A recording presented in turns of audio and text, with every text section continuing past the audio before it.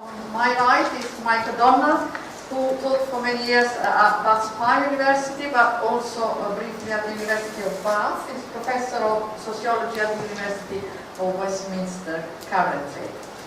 And on my left is Bryn with whom I collaborated when it was at Penn 15 years ago, I can't remember, and an academic whose work I really esteem and appreciate. So he worked at the University of Bath for many years.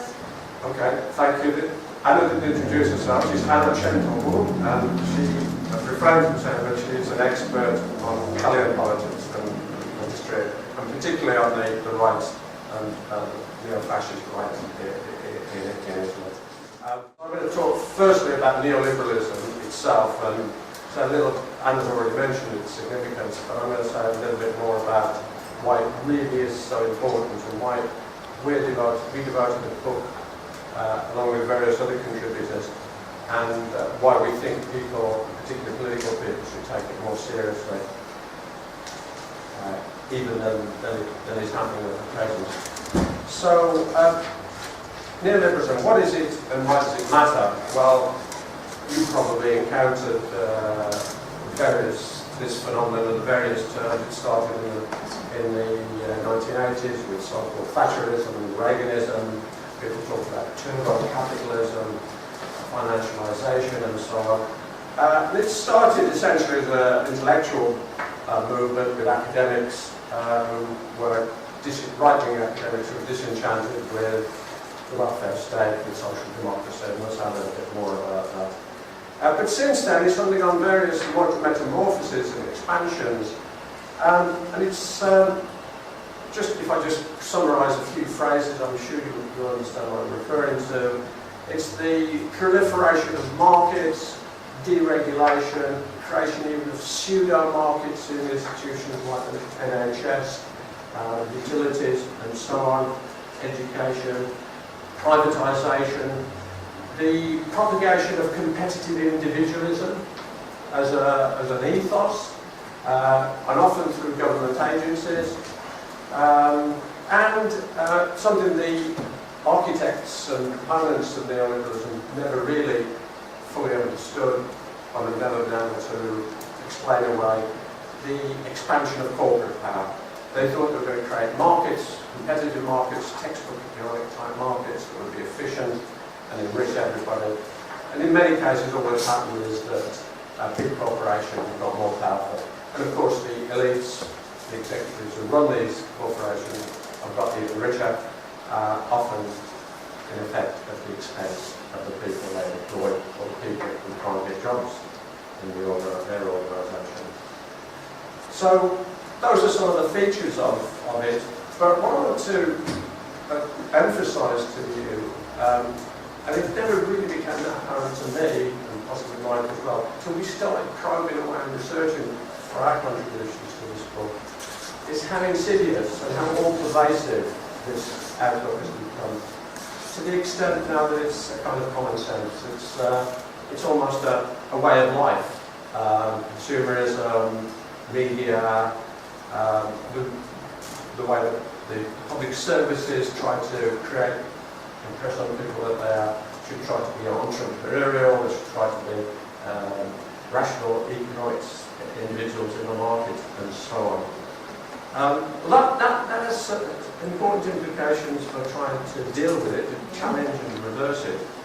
And that is that it's not enough just to reform specific abuses. So in the last election, different political parties said they were able to address particular aspects that needed reform. Price setting for utilities. Labour even went as far as to say they were proposed some nationalisations. Important steps forward, a break with neoliberal orthodoxy, for example, that was championed by New Labour. But unfortunately, not enough, in our opinion, and we'll hopefully we'll be able to explain that. So, neoliberalism as an ideology has developed into what academics call that a system of governance. That is, it dominates all policy making and it infiltrates the way services and organisations, even throughout the public sector, are organised, and we'll say a little bit more about that. But it also, and this is the key thing we think, for starting to reverse the tide, and that is that it penetrates what the German sociologist Jürgen Habermas called the life world. The life world is the very basic relationships in society. Our families, our friendships, extending to sort of voluntary, non-informally organised associations. And it's, for Habermas, this is in complete contrast to the formally organised world of either the state or the economy, business. Because it's got the life world has got a sort of inherent and natural democracy and equality to it. It's most obvious in language, according to Habermas. Our language is much more relaxed and formal. We can disagree with one another. We're not expected to follow rules. And you notice the difference whenever you move from family world, personal world, and friendships into, say, a business world, or governmental or official agencies. The language starts to change. And rules, you have to follow certain rules and procedures. The life world is more ad hoc. It's full of more direct language, more personal language and emotions and so on. The life world, unfortunately, as Habermas presciently recognised over 40 years ago now, is in danger of colonisation. He thought that it was going to come mainly from the state. It was in the era of social democracy and the welfare state. The state was taking up more and more roles, interfering with some people thought it in family life and so on. In fact, what's happened since then, of course, is that while there has been different forms of state involvement and state penetration of the life world, there's also business and corporate colonisation. And I was going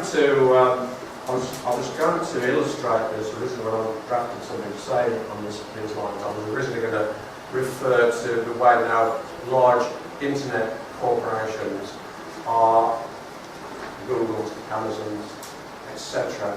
and now collecting all sorts of personal data. They're moving forward not only with smart cars, robotic cars, but also smart homes. So your home will be a kind of information gathering exercise, and then you'll have some sort of display which will give you options. Your dishwasher, the powder is running out. Do you want to order some more?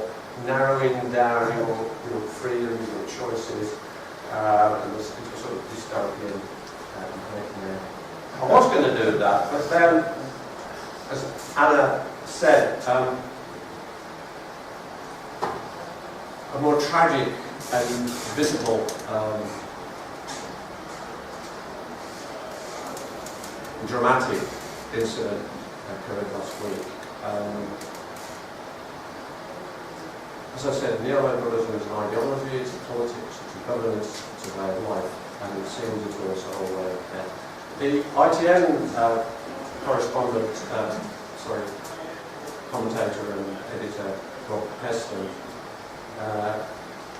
who normally is very balanced, came out with some rather intemperate language, but very accurate, when he pinned down the underlying causes of the disaster in Grenfell Tower. He attributed it to austerity, particularly acute for local government, which meant that the housing organisation, which was intermediary between the council and the tenants, was under pressure always to cut costs and achieve some sort of surplus. It was a system where responsibility for vital safety decisions is so diffuse, partly because of the confusion and deregulation.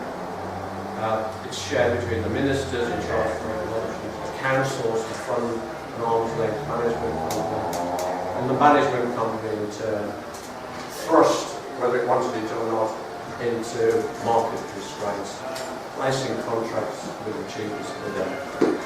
And he summarised this as a faceless, irresponsible system of public housing borrowers.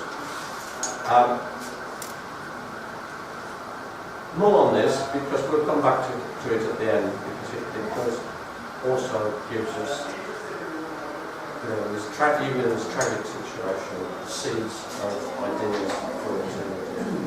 It just occurs to me that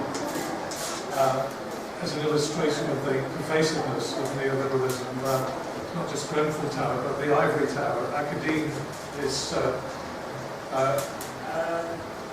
much of the public sector, in some ways, was an easier target for government intervention in introducing neoliberal regimes. So we've got a situation post-incorporation where chief executive vice chancellors are, and some of them are now touching $500,000 a year in their salaries. There's casual labour at the other end. The inequalities that we associate with neoliberalism, and the way people are forced into the discourse is vividly illustrated. And also, one of our contributors explores neoliberalism makes you sick, and you see that in the stress and depression amongst colleagues in academia. So there's Grenfell Tower, there's the Ivory Tower, and neoliberalism, this competitiveness, the quantification of performance all the time, and therefore the change of culture is all over the place. So let me just briefly give you an idea of the scope of the book. These are the chapters and the contributors and some very eminent and expert people who contributed, ranging from Jeremy Gilbert, who's a leading figure in London Labour Party politics, national politics, national level, Anna Coote, who works for the New Economics Foundation, who talks about basically lifelong issues, and she's associated particularly with the idea of the Green New Deal, which some of you may remember, which is still on the table. Ted Benton, who works for who studies and researches with the Red and Green Study Group, who talks about the way environmental issues are dominated by contemporary forms of capitalism. Mike's piece we could talk about. And then in the second part, we look at some of the restraints and some of the areas in which some boundaries are already being pushed. Looking at the limitations of austerity, the EU and the UK, again really topical. This is a chapter that I have to mention and acknowledge the work that Theo did, a colleague over there who was originally going to be a contributor, but had to go out because of other pressures. But also gave us lots of useful advice.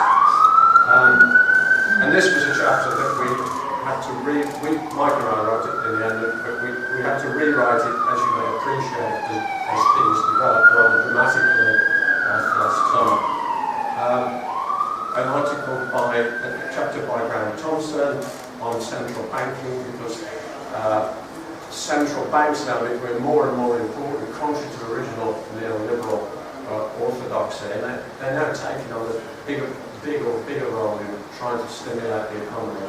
The governments, my piece on corporations, and a piece by three authors, Joe Hall, Moran and Williams, who look at alternative forms of harnessing the economy, what they call the foundational economy, through local initiatives, and I'll say a bit more about that. Then in the final chapters, we look at ways in which what we call the balance between the market and civil society, between business and life will can be restored.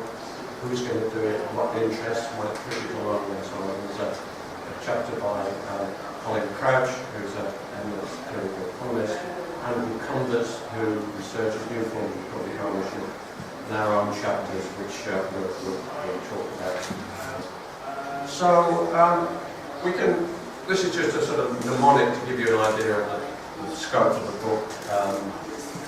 So those chapters sort of fall into different areas. The problem of the system, the environment, different systems that make up society, the life world, civil society. Below that, the role for democracy, not markets, which Mike will talk about. The need for alternative economic institutions. And then on the right-hand side, some of the internal reforms within the institutions that are already underway, nudging neoliberalism towards its limits. And then agency and interests, which I'll explain in a minute. Which interest groups are really likely to carry the counter movements against neoliberalism?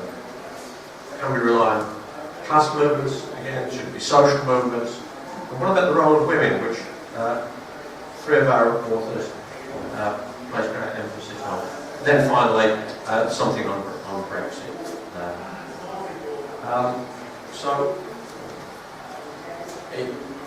I'll leave that off, but let me press on if I may. So, what's happened? If you look at the big picture, all right. So we're going to talk about some very specific things, and this might be a bit abstract for some of you, but sometimes it's useful. When you're looking at a map on Google or something on the internet, and you look at it, you search it for a particular place, and you see it, and you think, well, where is this in relation to our phenomenon? So sometimes it's best to zoom out in order to get a bit better picture. So I'm zooming out a bit. Let's try and visit what's been going on over the last 70 odd years, really. So after the Second World War, we get the general consensus and the dominance of social democracy, led in Britain by the Labour government in 1945. So we get the welfare state, we get Keynesian economic demand management, we get international concord agreements on how to balance trade and international financial and monetary flow. And we get the idea, this is all done through the state, which of course antagonised originally the neoliberal. And equality, which we're going to end up talking about, is to come through collective redistribution. At its simplest, like as the media say, by taxing and spending. By taxing as much as possible and redistributing those revenues to raise the economic incomes and wealth of the poorest.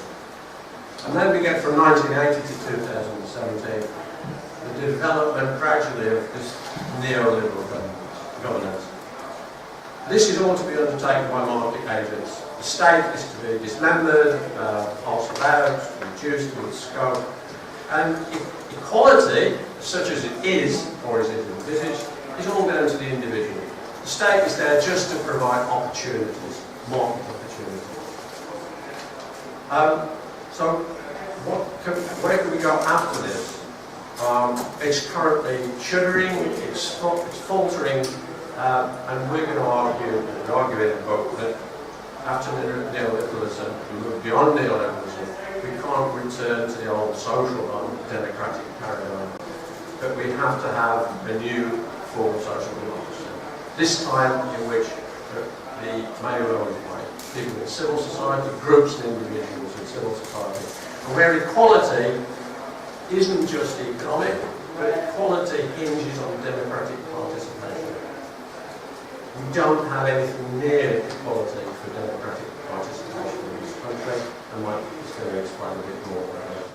So, we need an alternative to neoliberalism.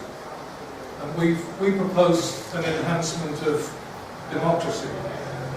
We've used the term democratic equality, which means much more equal access to power, and that should be associated with an increase in material equality and cultural opportunity, on the assumption, and that's a big one, that people and groups are able to act in their own interests if they have the power to do so. So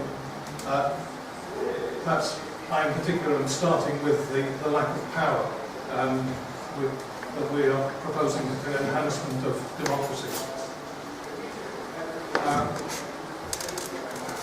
My chapter explores participatory democracy. That's a key phrase, that people should be involved in the institutions and decisions that affect their life.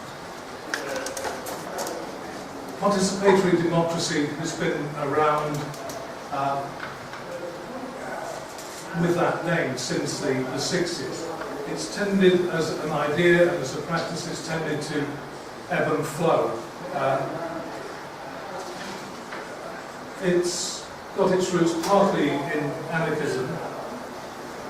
The problem with the phrase participatory democracy and the practice of it is it tends to be a little bit ephemeral.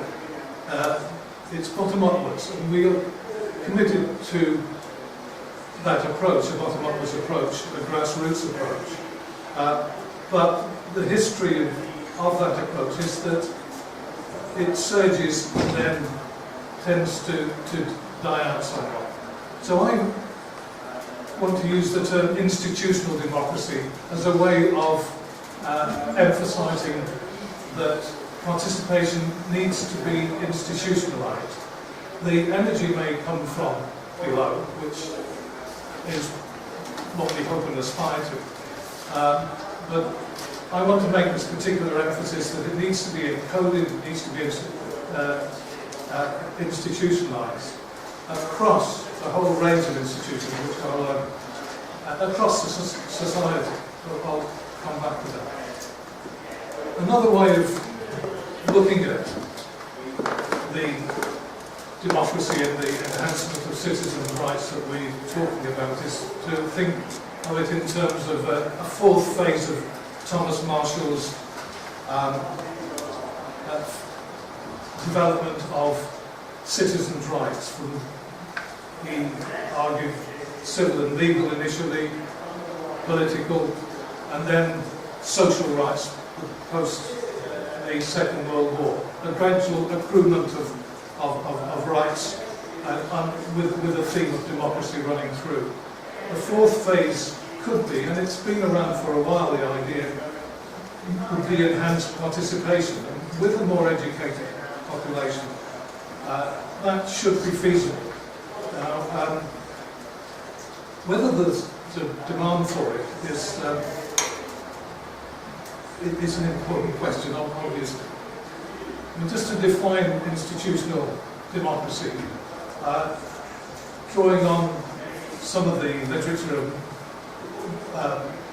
policy initiatives of the 60s, institutional democracy is the maximum feasible or practical participation of people in the institutions that they are significantly involved with. It lends itself more easily to larger institutions. The ideal form of participatory democracy is the sort of anarchist one where people can all have a say. But in terms of the rebrokering power, it's larger institutions that I want to, with that phrase, particularly to focus on. Thomas Marshall I've mentioned. Grahame Williams talks about the long revolution, and this could be part of that. I have a quotation from him which I won't dig out, but he's basically, even in the mid-60s, he's complaining that the Labour Party is moving too much to the centre, too much collectivisation, and he laments really the lack of local cooperation, communal socialism, the localisation of power. He became somewhat disillusioned. This is Karel Williams.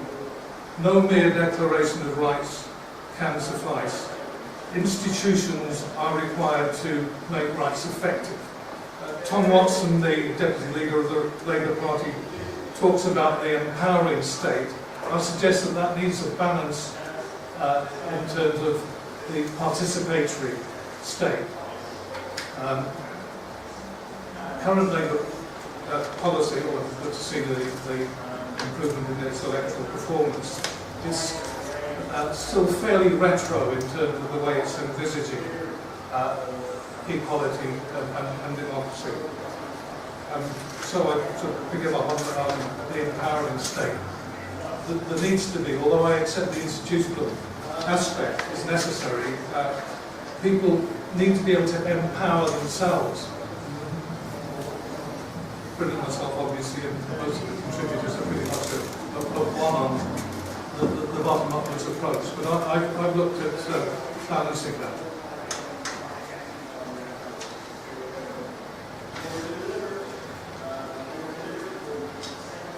Now, the scope of institutional democracy, I've argued that it should be society-wide. A good place to start would be schools, school councils. I wouldn't suggest that pupils run schools, but they can get experiential exposure to democratic processes. So the very opposite of what's actually happening. Although young people themselves may be beginning to express their own feelings about that. But within the system is very top-down. School councils would be a long way of dealing with that. The term participatory democracy, which underlies institutional democracy, has widespread application to the economic, political, and also the cultural areas. It does require to practice meaningful involvement in an institution. It does require a certain level of cognitive competence, the ability to do so, which again is why I've emphasised that it should be established early. It needs to kick in early. One thinker along those lines is John Dewey, who's argued that this can be done if it's done through processes rather than top-down teaching. It can avoid the educator's bias. If you're actually going through processes, mock elections or whatever within the school, then the process itself will lead the learning. Pick up on the Constitutional Convention. Actually, if those of you who read the Labour Party manifesto will know that that was one of the proposals. Was in, I don't know if that's how much the manifesto is history now, it was in there. It was conceived in terms of mainly reforming the Constitution of the United Kingdom because of the different imbalances. Anna Coote talks about the poor economy, sending money upstream instead of into the big corporations, really reversing the emphasis in investment and vision.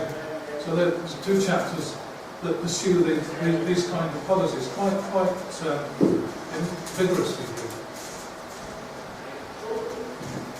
Okay, right. So what are the parties? What's the present state like with the parties, the main parties, as regards tackling head-on, or at least laterally, sideways, this neoliberalism? The Greens allude to that there are no specific policies for replacing the dominance of markets and corporations. Labour, as I said, wants to go back to nationalisation, pricing curves. But otherwise, there's no recipe for governance. And equality, for example, in the Labour manifesto, where you would expect would really be figure highly and would be explored, they're really talking about the types of equalities that we now come to accept as necessary for different social groups. Ethnic minorities, lesbian, gay, bisexual, etc., women's rights, and so on. There's no attempt to get down at the real core of the causes of inequality and how they can be reversed. So, how could we envisage a movement and a set of developments that would go beyond these useful but limited attempts to curb neoliberalism? Let's go back to this, the dominance of the original social democracy. That didn't happen just because there was a few enlightened politicians or intellectuals. It was driven by the labour movement, the wider labour movement, the cooperative movements, the trade unions, all those related social movements that were based in the civil society. And they were the agents, if you like, the agencies that really promoted this. But we know that the labour movement, trade unions have been decimated, have been reduced in scale and influence. So we start to look around, and various authors in the book look at this question of, well, where are the agents now that will be motivated by the need to transcend and go beyond neoliberalism? And in his contribution, Colin Crouch makes a very cogent observation. Feminism apart, look at the position of women. Women are now one of the biggest elements in many trade unions. They're the dominant group of employees in the public sector, and they're the group that have been most affected, most harshly affected by austerity and neoliberal policies. Not just austerity in public expenditure, but employment the lack of employment regulations. We extend that in our summary to say, well, look at also other movements, other civil society areas, particularly social movements that have been clashing with and trying to counteract neoliberalism, the Green movement, the women's movement, and so on. In all of these, women make up significant numbers. In the Green movement, for example, stats suggest that women are the most important supporters of the Green movement. Bring in this extraordinary development of civil society movements that's been bubbling away in opposition to neoliberalism for 20 odd years or more, both internationally and at home. We get a good indicator in the last election. Most observers now are recognising that what tipped the balance in favour of the non-conservative parties, you to be accepted, were movements, grassroots movements, campaigners who had already been active in various forums. The Progressive Alliance, for example, pro-EU grassroots movements, the tactical voting movement. All of these were building on, and partly the same people, same individuals who've been active in other social movements. And finally, momentum for the Labour Party. And these are the movements that the people, at least, and some of the techniques and tactics which helped to defeat the Conservatives. Labour's social movement campaigning beat the Tories' top-down, big finance campaigning. Social movements have an important role to play. And what is the ethos in this? Most of these movements. It is a basic democracy. It's a grassroots democracy. You think of the Occupy movement, that was based upon direct democracy amongst all those taking part. And that ethos of democratic participation and trying to bring decision making as far down the social chain, the political chain as possible, is what is very much alive and which can be capitalised on. We provide some particular means how this energy, this movement, dynamics can be channeled towards overcoming neoliberalism. One is the idea of a participation income. Many of you are probably familiar with the idea of a universal income or a basic income. That is the idea that instead of trying to parcel out different benefits to different groups, we give everybody, almost everybody in the society, a basic entitlement, a basic income. Now Atkinson, and various countries are experimenting with this, but Atkinson gave a novel twist to it. He said what we need is probably, to get around some of the drawbacks, is a participation basic income. So people who are participating in important social activities, community activities, who are carers, these people are making a contribution, and if they are entitled to the basic participation citizens income. So not everybody gets it. The way you get it is if you prove you're making some contribution. That immediately, provided it's done correctly, admittedly, gives more scope for individuals. You know, one of the continual complaints is, well, democracy is fine, but it takes up too much time. And I've got a job to hold down, or I've got kids to look after, I've got no time to participate in politics. If you make the basic income dependent on these kinds of participations, then you immediately kill two birds with one stone, as it were. You increase participation and you give people at least some sort of decent basic income. Mike's mentioned the other forms of democratisation. In the book, in various chapters, we show that this could be done as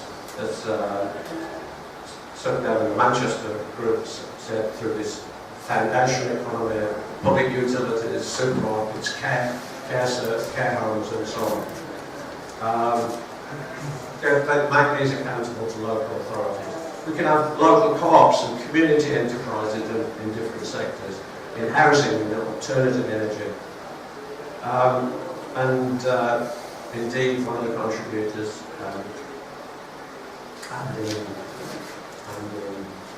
Cumbers,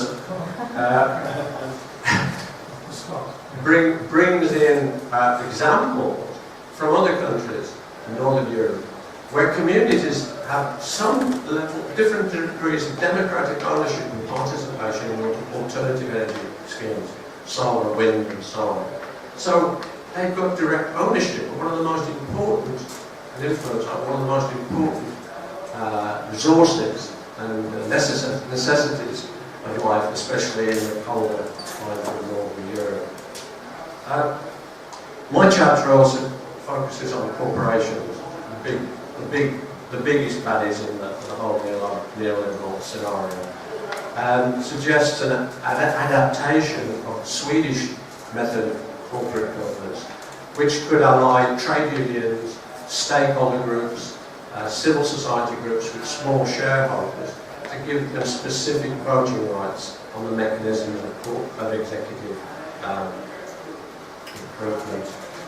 These ideas, although they're not mainstream, there is I feel we're in a democratic moment, and it could go either way. In such moments, with an element of populism, we could go towards the more authoritarian solution. If I could just finish with these examples. If we take the Grand Fontaine, you may have seen, like me, the leader of Kensington and Chelsea Council on the TV. And he made great play of the fact that the housing stock in Kensington and Chelsea is run by a tenant-managed organisation. The implication was that, well, the tenants have a big say. It's not just the council. It's a democratic setup. Okay, so I went away and looked a bit more into these tenant-managed organisations, TMOs, and particularly Kensington and Chelsea. What do we find? We find that Kensington and Chelsea tenant-managed organisation represents 20,000 tenants. 20,000. That's a small town. And these 20,000 are allowed to elect 5 directors.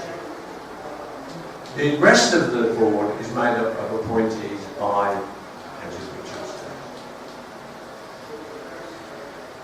The campaigners on behalf of Grenfell Town have been beavering away and challenging a classic community social movement campaign on exactly, as we know, on exactly the dangers that resulted.